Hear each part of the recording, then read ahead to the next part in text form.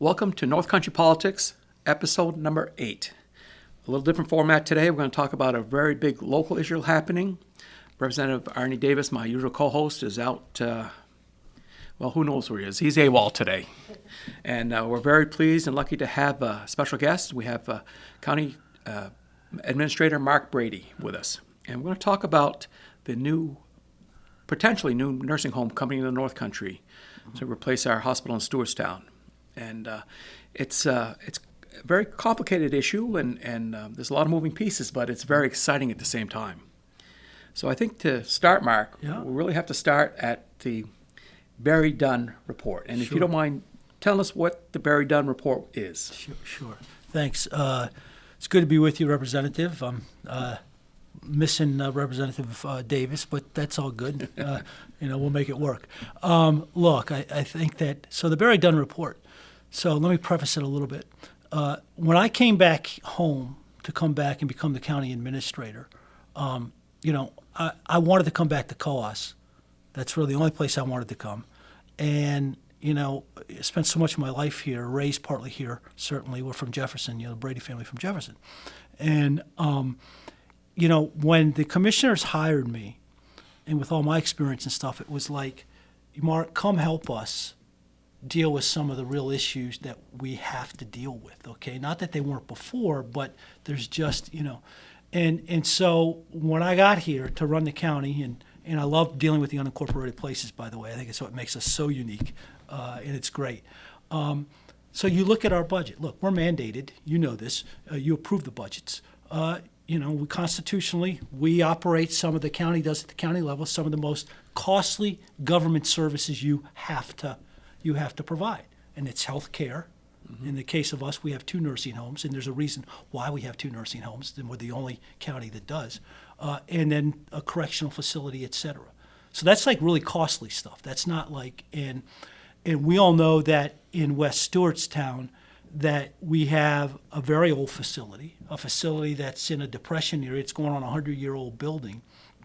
And, the life of that facility is coming to an end. And I think anybody reasonably can conclude that, okay? So it was like I come in here 3 years ago, and I start to look around at this, and I say, well, I guess the first thing we should do is let's see what we need to do with the nursing homes. Because there's always been a lot of banner, and I've heard the banner. I followed the banner up here all the time of, we're going to consolidate the growth, and we need to get rid of this, we need to get rid of the jail, and all this other kind of, okay, but what's the rationalization? Show us the numbers. Let's make a rational decision on this so we can understand it. Let's. So that was the context of Barry Dunn. So basically what happened was I kind of asked around a little bit for some references on who are some really good firms. And I got Barry Dunn from some really good people that are very active in state government politics at the highest levels. And so we bring Barry Dunn in, okay, to do an analysis of the nursing home. So the 2 nursing homes, to do an analysis of the market, what the market will sustain demographically, going forward over the next 35, 40 years, et cetera. So that was the nexus to go to them. So what do we do? Do we, with all the hearsay, do we just consolidate to Grofton, which had been some of the talk? Do you build a new nursing home in West Stewartstown if you can find the money for that? And then what do you do with Berlin? So the bottom line is they do that analysis. And that analysis comes back and it says, look, we're the oldest county demographically in the state. And it's just getting older. The market is there to sustain 2 nursing homes. As an aside, when you look at our 2 nursing homes, we account for about 50% of the long-term care beds in this county. Right. Okay, so, we are a major player. The county is a major player in health care on the long-term side in this county. And there's actually an interaction, between the hospitals as well and the healthcare community, obviously, as well, that we affect. So they looked at the analysis. They went and did everything, and they said, look, this is kind of our recommendation to you. One, they looked at the consolidation to Grofton. That was basically dead on arrival because the financing cost to consolidate into, let's say you make a 125-bed facility, 130-bed facility, in Grofton, and close the other two, the debt servicing cost alone, it was like $65-70 million to build a new facility. These facilities, to get new facilities, as you can imagine, this is not, it's highly regulated stuff, a lot of requirements. And so it was like the numbers didn't work. Cash flow wise, they didn't work. The debt financing, you could never get out from underneath it. One thing that I really saw in the Barry Dunn report, and it kind of reinforced some of the things that I know, that our population is getting older. It's not getting younger. Absolutely. And the need for the nursing home is going to increase. Now, just to be clear, Barry Dunn is a consulting firm. They're not a construction firm. No. Have no dog in the fight if we're going to build No. anything. They're just telling us where we stand, where we're going, Right. and what the cost and profitability each way will be, correct? Absolutely. Barry Dunn is actually a very respected firm that works with many states on Medicare, Medicaid issues, long-term care issues, all of this stuff. Okay. One thing that happens, time goes very fast. I was talking to someone last week about the hospital and stuff. He said, well, geez, we just put $1.5 million on that Yeah. on that addition. Right. Well, I went back and looked. That was 17 years ago. Right. And that's really been the only Right. significant Right. changes in that hospital since the 1930s. Right.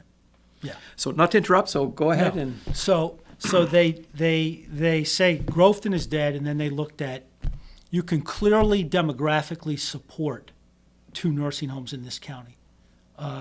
So then it gets to, well, you're not going to close Berlin because Berlin is still in good shape, and Berlin does well. There's some things we'd like to do to Berlin with the report showed that we could maximize, monies and earnings out of there. So they said, okay, you keep Berlin, and then they did an analysis of West Stewartstown. If we were to bid, and we told them we'll take our property on Back Pond Road, okay, because we own that. So just do an analysis with that if we were to do a deal there. And what they came back was, okay, you can do that. It does work financially to build something new on Back Pond Road. But it's about $29 million, $30 million proposition at the end of the day. Okay. And so I think we all kind of looked around when we said, thanks, but no thanks. I mean, where are you going to get the ability? And the numbers would work. They would work. And in their financial projections when they did then, they had shown us taking debt service, showing that the numbers work at about $19-20 million, I think is what it was. And then we came in with grants and other stuff for the rest of it. A couple of the things I saw in the report I found really interesting. And when I became part of the delegation, became a representative, I didn't realize this, that the county right up there in Stewartstown near the hospital, they have about 650 acres between Back Pond Road and between the hospital and the river. Right. So that's quite an asset that I never realized that the county owned. Yeah, it is. That's true. And, this is a good example of, some people have like, what do you have it for? What do you have it for? You should have sold it a long time ago. I think there's somebody right here in Berlin that was kind of his opinion, and I think this is a good example of saying, well, you try to keep your assets, and then what is it worth liquidating something for? What's coming down the pike? So what came down the pike, and this was the game changer. So again, we go back. Grofton doesn't work. Berlin makes sense. Add some tweak Berlin, get some more private pay rooms in there. That's what they showed. West Stewartstown, the Connecticut Riverside, you can support a facility there, a 72 bed facility there, okay? But then we've got this $30 million cost involved, okay? So I don't know, so what changes? What changes is that the big beautiful bill passes, and within the big beautiful bill, Senator Josh Hawley, actually, I believe, of Missouri, put in there this rural transformation healthcare money, which is $50 billion. So all of a sudden, there's some maybe money there to take down. Okay, so what we had done, and this is important, people can understand the progression of the story and how we got to where we got today. So, we worked with Barry Dunn to go ahead and put a proposal into Berlin because that was the most viable, and they just said you didn't have to do a lot there. We were trying to understand, and this is last fall, so this really started to gin up in September. Governor came up to Littleton and unrolled this thing or whatever, and it's like with anything that's federal, you're trying to understand what are the parameters, what can you use the money for, what you can't use the money for. So we're thinking that you can do some renovations, It's a question of how many renovations, and we thought maybe it was based on the square footage, what percent or whatever. And so that's why we put Berlin in. It made sense. We put in, I was told our proposals for this money were some of the best in the state because we've been doing all of our analysis. We've been had all of our ducks in a row. Okay, so we put a proposal in for Berlin, and the state knows the condition of our facility. It's no secret. Their surveyors are in there all the time. Okay, the facility in West Georgetown is not in a good condition. No. And they've also followed what's been going on, and the commissioners are saying, look, this can't go on forever, and we're going to have to consolidate at some point. We're going to have to close this place because it is good money after bad at the end of the day. Right. Okay? And so the state understood that. They heard that. I can remember sitting at a table with Henry Lippman talking about this when the governor was up. And they came back to us after we submitted Berlin. The state came back through us through an indirect way through the the Association of Counties, and said, would COAS consider looking for another facility that they could buy and renovate, okay, and but more of it intact, okay, and so we had 1 week, but we need this done in 1 week, right, because we have to get. The governor's got us putting all of our stuff together to then send into the feds. So the bottom line is, we had 1 week, and it was actually Commissioner Gorman said, Ray, what do we do? Okay, we're around here. Where do we go? What do we do? And it was kind of like, well, we got that Colebrook Academy sitting down there. It's probably the most logical thing in the world to do. And so that's what we did. So we then submitted. Barry Dunn worked with us, and we did a really good submission on that. And that was then the difference from then versus today. Is that we had thought that our only upfront cost would be to take down the property itself, and then you could then reconfigure it aggressively, okay? Right. Keep part of the old school, and then add on a big wing, and no. Okay, when we submitted it, that's what we thought. $500,000, and then you got $22.5 million to come in to build it out. Well, the state's behind us on this proposal. They're clearly behind us, and I think that's one of the most important things that I think that should be what is a good sign for COAS, okay? We've talked about the governor's been very good on the carbon issue up north and stuff on the Aurora issue. They've gone to the mat for us, to the table on this, yes. Okay? The executive council has gone to the table, and the governor's gone to the table yes. and said, we believe in this project, we believe in Coas County, and we think this is, and we're going to, so they approve the money. So go ahead. Just to back up just a step, and that was part of after reading the Barry Dunn report, that I found was a huge dilemma. Knowing that before we knew this grant was coming or was available, right. is we looked at it, really had two options: to put the new hospital, like you said, on Back Pond Road at right. $32 million, right. or refurbish the old hospital at 28 or 29 million. Right. But when you put into consideration the effect that the refurbishment would have on the patients and the guests there, it wasn't palatable. It was hard to swallow. It didn't make sense. It logistically made no sense. It's a discussion in theory. In reality, in practice, it really isn't an option. And that was part of the discussions we had with CDFA, who is the one how the state is going to flow this money to us. It's logistically impossible to go start renovating that place while you have existing people, you have residents in there. And I think as has been talked, that you knew very well you were probably going to have an emergency evacuation at some point. I mean, we got stuff that goes on in that building literally daily. Yeah. Okay, daily. So it really, that's not a viable option. People like to say, they talk about it like it, but it's not. And a lot of the patients, people don't know, are when they're in the hospital, some of them pay, some of them don't because they can't. Right. And the percentage of people that can't pay in the hospital is the highest in the state. And you know what? Nobody's ever turned away. That's right, because, right. And we're very lucky at the care they get. They get great care. Great care. They really do. They get great care. I think if you talk to people, they'll probably say they like our facilities better than the public facilities. Well, and sorry to interrupt, but No. so now we're looking at the Colebrook Academy site. Right. And we're looking at about a $22 million project. Yeah. With the federal government given a grant of about $17 million. Right. Well, yes, it's a total project build out of $22 million, $23 million. And that's what the state put in. Okay. What we have to do, because we have to get it in the condition to be able to accept the federal funds, that's why our upfront cost has had to go up. Okay. But you still have $22 million approved for it. Okay.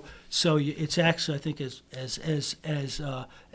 Representative Durkin, we were talking on Monday when you approved the budget, really when you look at it, you've really got $28 million towards that facility. Right. So, that's where we're at today, okay?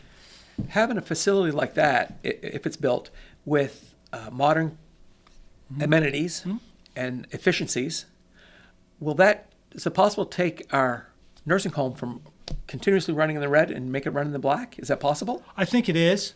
Okay, I mean and I think what the Barry Dunn analysis showed on the old transaction, and they're literally in the process now of updating the finances to see the scenario based on this. But on the old scenario with $19 million, $19 million that we were bonding, think about that, like 4 times what we're talking about, almost 5 times what we're talking about.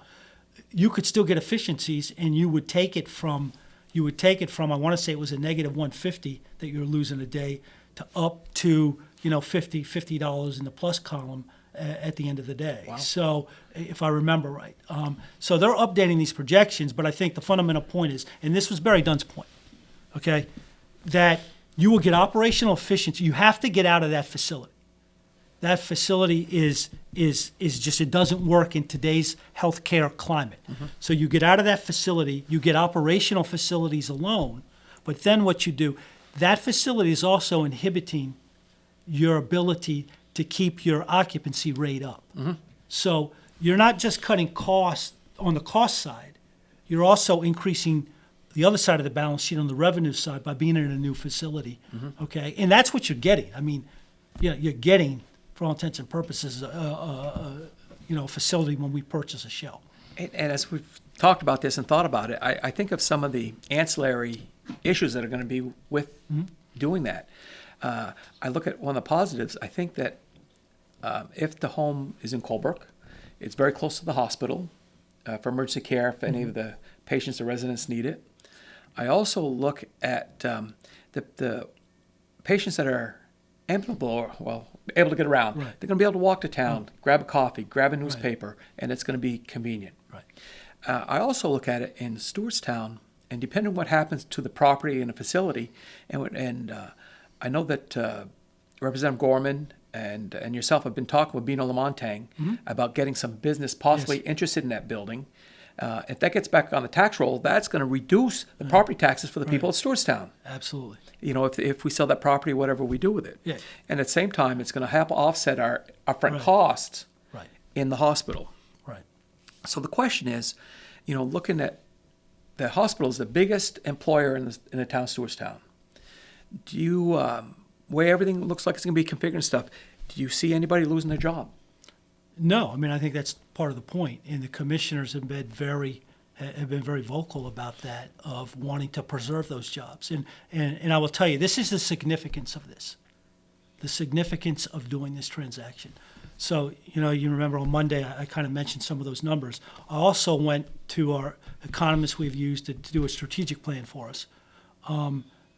Just so you know, as I said, when I came back here to start to understand all this stuff, I don't think there's a county right now that knows itself better statistically than we do. I agree. On the healthcare, on economics, everything. Because, as we've always talked about, nobody's coming to help us, so to speak. We got to help ourselves and force the issue. Yes. And the governor and the executive council, because we forced the issue, have been very receptive.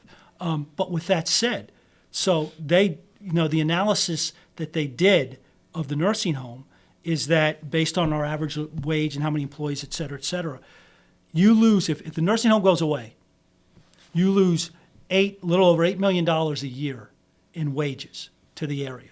So you do that over a 10-year period there, and you put in inflation, that's about $95 million you've taken out of the upper Connecticut River Valley area. Then on top of it, okay, you have about $20 million a year in economic activity and sales and stuff like that it generates. So you do the math on that, you do that 10, so that's another $200 million. So what we're saying, and this is significant, this is so significant. If you were to literally, if that thing goes away and it's going to go away, you cannot defend that facility. So when that goes away, you're taking $300 million plus out of the North Country in 10 years. I mean, there will be, that'll be like exploding an IED. And so it does. Every which way it pays for itself. And no matter what we do, it's so important that we keep those jobs because we have a lot of young people working there. And that's really what's going to revitalize our North Country is getting young families back working in our North Country. The significance of the healthcare jobs and in the economic analysis that was done cannot be overstated. Healthcare jobs and those jobs we provide, at the nursing home are really good jobs for Coos County. Yes. You don't want to lose those jobs. Right. And so it gets into what is the price point? What are you paying to keep those jobs and to generate? And I think that's the point. That's what this whole public policy discussion is about. And it's a good discussion to have so people really understand the implications of what happens if you probably don't take a once-in-a-lifetime fix to this problem. And if you can get this done, and we can get this done, we're set up for the North Country set up and Northern Coast is set up for another, 50, 60 years. And you've secured that. You've absolutely secured that. Now, the other part of the equation that we haven't talked much about, what about the jail? Yeah, good question. And I think that as we've been consistent about this, again, the first part of this is the commissioners have always been, we want to preserve those jobs in Coos if we can keep them in Coos. As you know, right now, our female people we have at the jail are serviced in Grafton. Yes. Okay.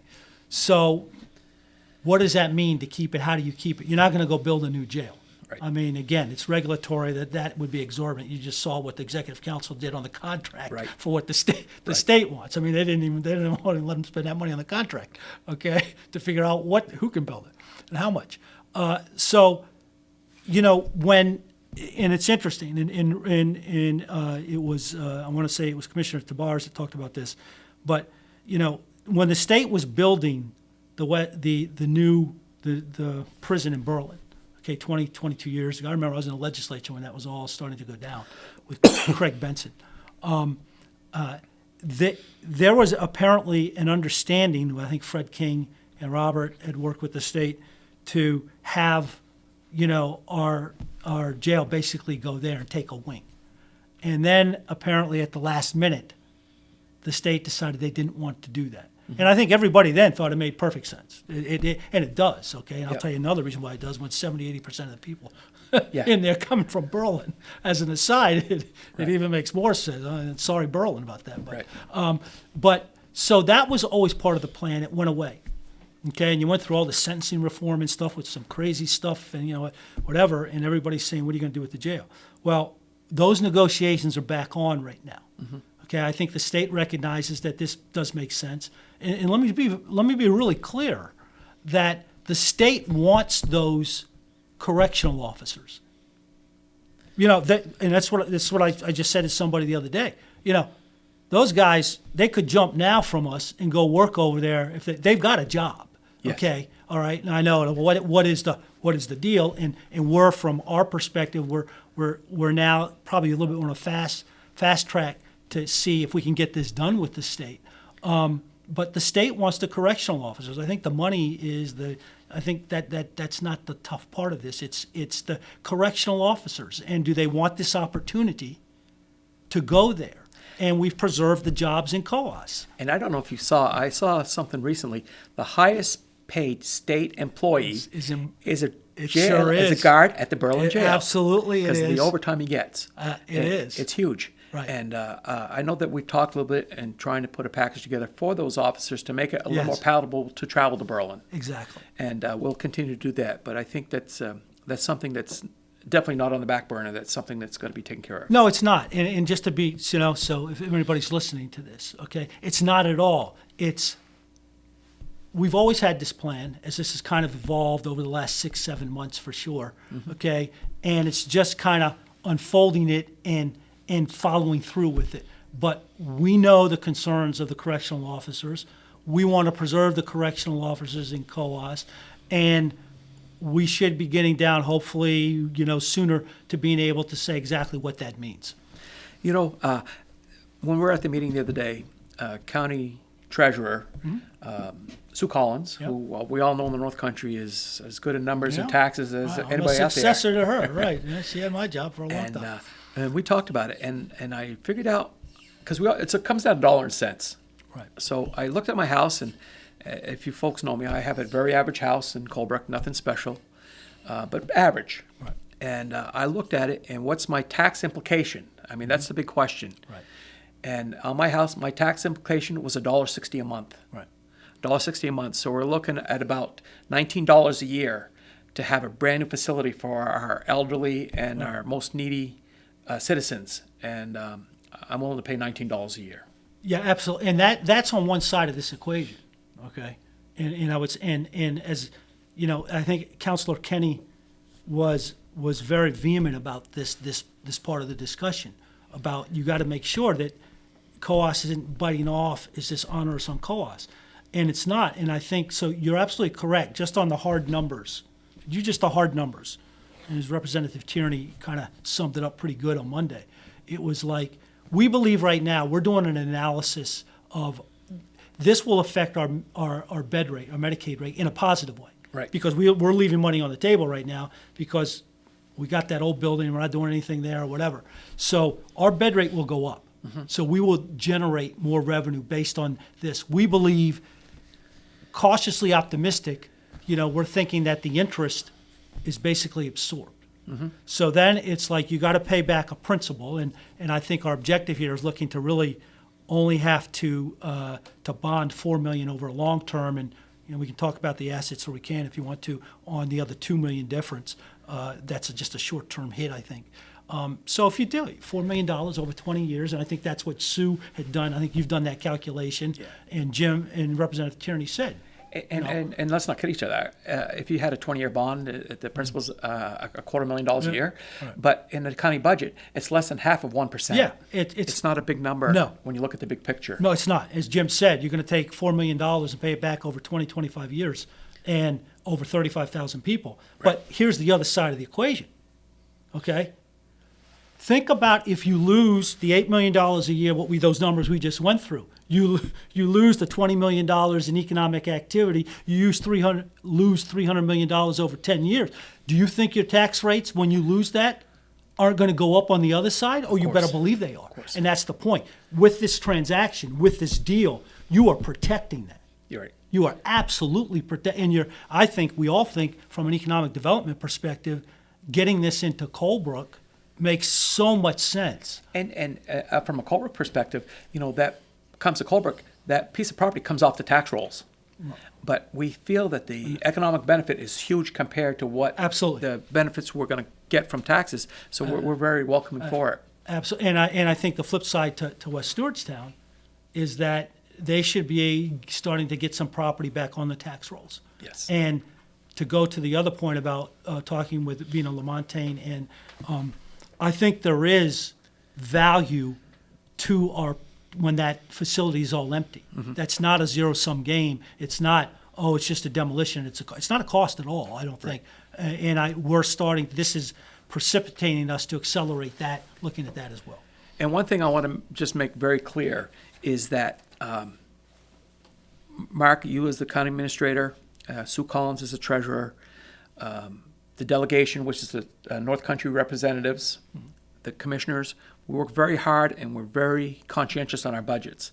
And I'm very proud to say, since I've been on the delegation and working with the county budgets, that we have had some increases, but they've been much lower than the rate of inflation that we've had. Absolutely. At 1 or 2% a year, when we're running a few years ago at 8 or 10% inflation. So we're very conservatively financially, and this is an expense, but it makes sense. Is there anything you'd like to conclude with? No, I think that sums it up. I think that we've been running, certainly since I've been here, and I think before we were running underneath the inflation rate, and this is an opportunity. This is a once in a lifetime opportunity, I think, to be able to get into something and to protect all of this. You're protecting on the economic side, those numbers we talked, and you're also protecting, culturally how our nursing homes are such a part of the North Country, okay? And you're being able to protect that.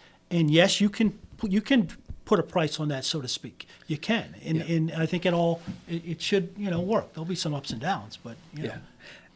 So I guess that'll conclude us for today. I want to thank you all very much for joining us. And please take your time, share this, watch it, share it to all your friends. Anybody's interested. I think there's a lot of facts that we came across today. If you have any questions, feel free to reach out to any of the North Country representatives or the county commissioners. This is going to be an ongoing project over the next few years, but we're very excited, and we look forward to your feedback. And thank you very much, and we'll see you next week. thank you.